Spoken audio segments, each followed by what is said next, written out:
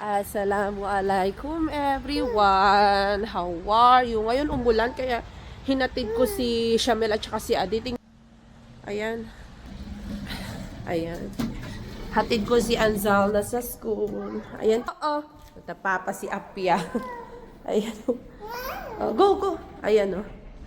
Come on, come on.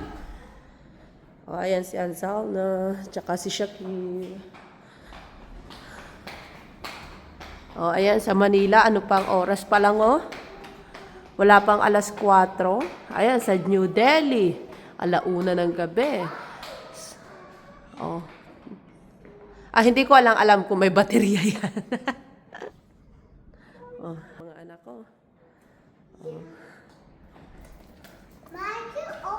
Maaga kami dito kasi nga hinatid ko yung dalawa kong anak sa put down. Put down. Sa school. Tapos, nagdiretso na kami sa school para hindi na ako pabalik-balik pa ba, diba?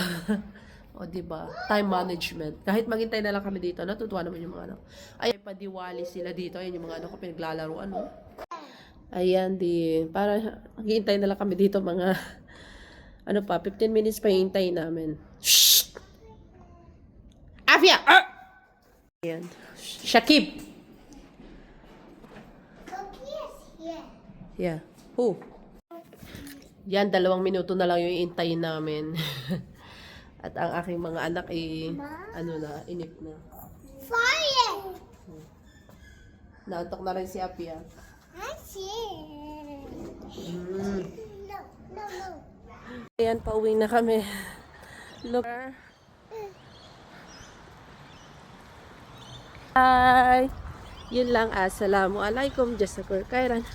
Bye-bye!